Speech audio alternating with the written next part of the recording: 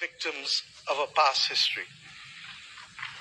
I stand here equally as the chair of the V20, 70 countries across the world that are climate vulnerable, 40% of whom come from this great continent of Africa, recognizing that it is only through unity that we can confront the existential crisis of our generation, that of the climate crisis. The Secretary General of the United Nations has already laid out, ably so, many of the iniquities that we continue to face in spite of political independence. It was His Majesty Haile Selassie who popularized and told us that there shall be no first-class or second-class citizens, words popularized by Bob Marley, learned by all of our people without appropriately recognizing the context in which he spoke and the mission which must be ours for generations until it is achieved.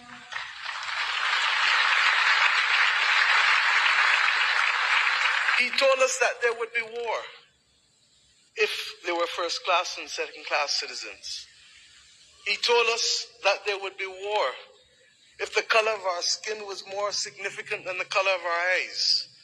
And we see here in the continent the continued descent into conflicts born out of ethnicity differences, born out of a mad grab for resources, not invariably for our own benefit, but for the benefit of others who seek to use our people as pawns in the determination of their own future.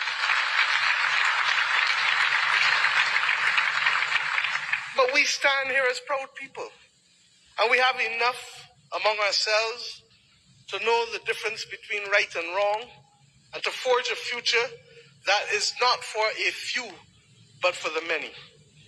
Indeed, as the world confronts the climate crisis, it is the poorest of the poor who remain the most vulnerable to floods and droughts and hurricanes. It is the poorest of the poor, and soon to be the middle of the middle, who will no longer be able to access insurance and therefore to be able to forge ahead with development if we do not make changes. We have examples of a partnership that have worked for us, not just from the spirit of Adwa and the conquests and the rise of the Pan-Africanist movement in our history, but within recent times. During the COVID-19 pandemic, it was the African Union, under the leadership then of President Ramaphosa, and with the assistance of Dr. Tedros of the WHO, that recognized that the Caribbean, which was being marginalized by denial of access to basic therapeutics, basic medical equipment, to vaccines, that we should not be left as pariahs on the global landscape, but that our brothers and sisters in Africa would bring us through the Africa Medical Supplies platform to be able to ensure that we could secure for our own people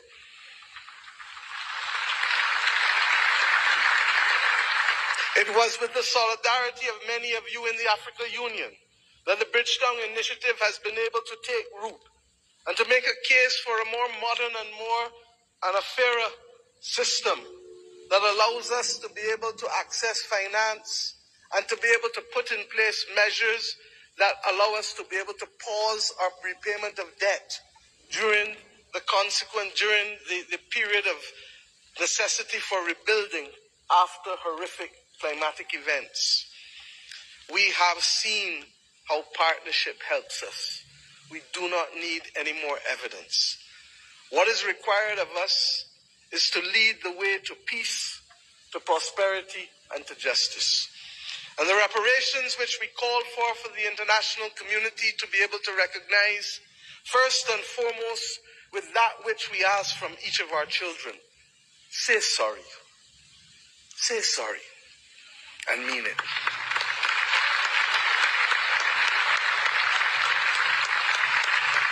And after you say sorry, recognize that the future of the world is not possible without the stability of Africa and its diaspora. For as long as hypocrisy and double standards remain, it will be impossible to secure stability and peace in any nation across the earth. The reparations that we call for, beyond sorry, must be for fair access and development and compensation, because we each started the journey of independence with a chronic deficit, a deficit of resources, a deficit of fairness, a deficit of opportunity. And it is up to us, many of us in the second and third generation of independence, to be able to frame out fairly in a mature conversation what those reparations must look like if we are to attain justice in this world, that good must always prevail over evil. But it is not only the reparations that we ask from the international community, because we ourselves must repair the damage that was foisted on us. The notion that transit visas must be the lot of our people in order to move across this world cannot be something that gives us satisfaction.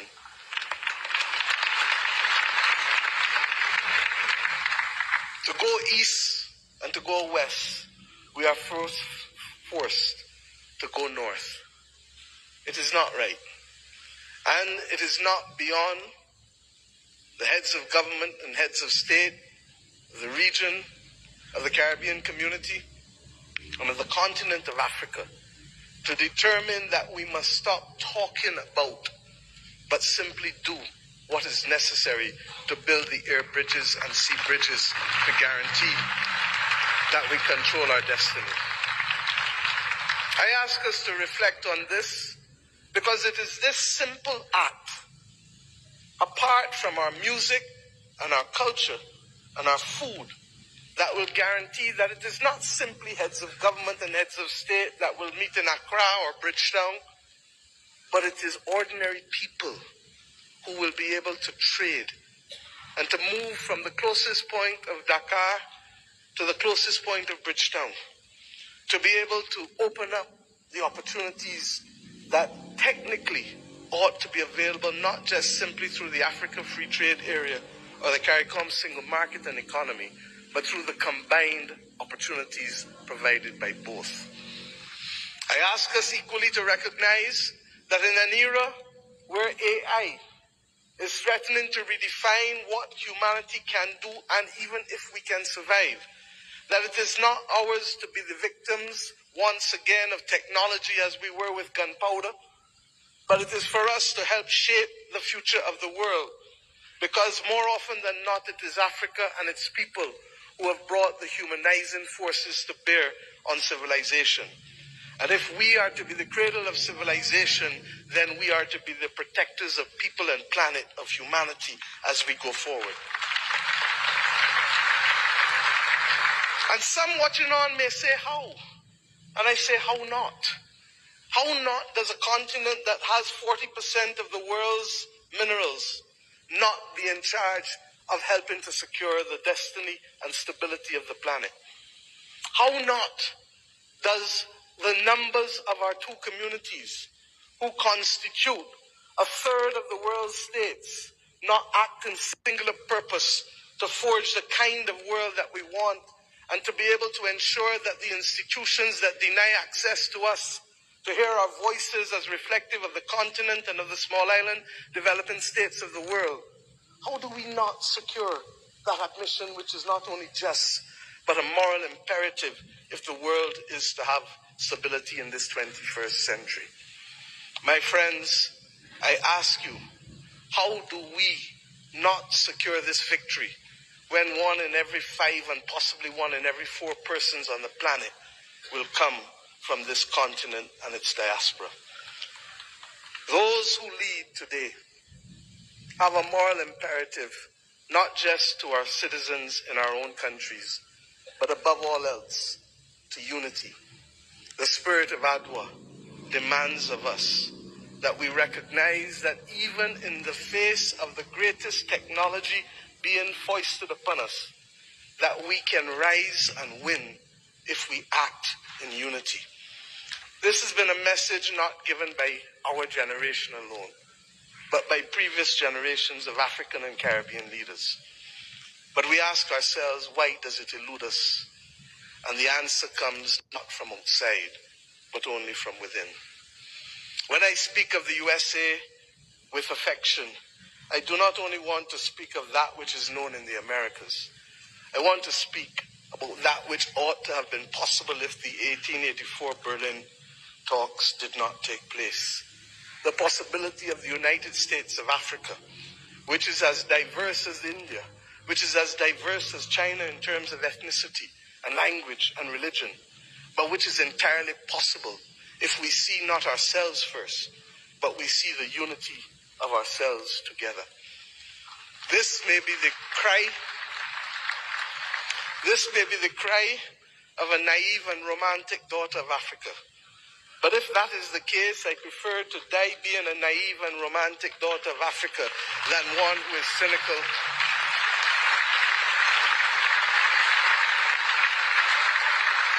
and one who is daunted by the actions and power of others.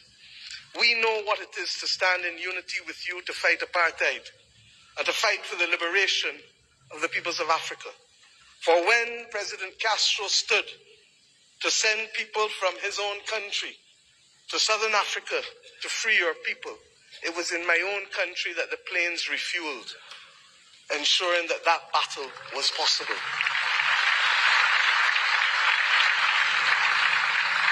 And when 100 years ago, almost, a Barbadian man and woman left our nation and left the United States to come here, Arnold and Mignon Ford, he wrote the anthem and lyrics of the anthem of the United Negro Improvement Association, UNIA, and his wife dared to establish a co-educational school here in Ethiopia, ensuring that boys and girls could receive education in a time and at a time when war was dominating the global landscape.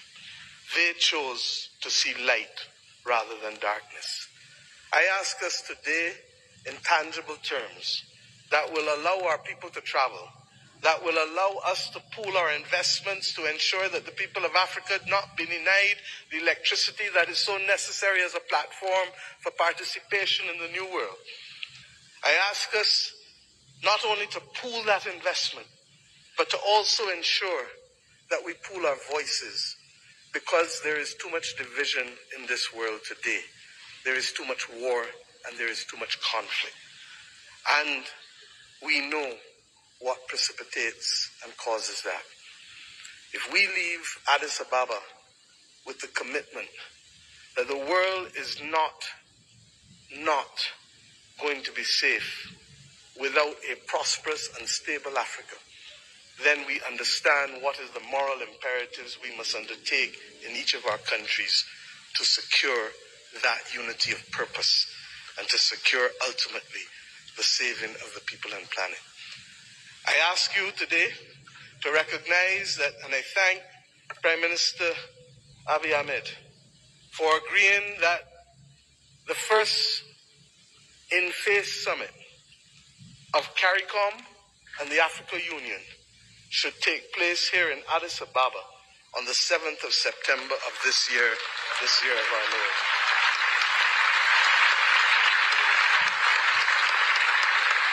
By that simple act, we build on the inaugural summit which took place virtually in 2021. But more importantly, we seek to regularize and to establish as a permanent point of interaction the unity of which I speak and call for. And I ask you as I leave this podium to recognize that we too in the Caribbean want to see you. Indeed, in my own country in Barbados, we will celebrate the Caribbean Festival of Arts, the 15th CariFesta, from August 22nd to August 31st.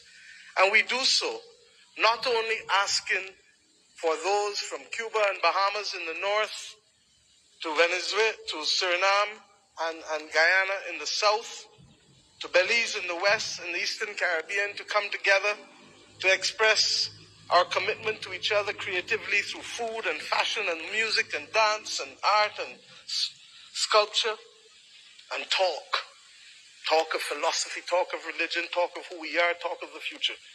I ask us to recognize that we celebrate this year our resilience, and that we do so not only asking the people of the Caribbean to come, but the people from whom we came here in Africa. in India, in China, and the continent to which we went, in particular, in Central America and Latin America.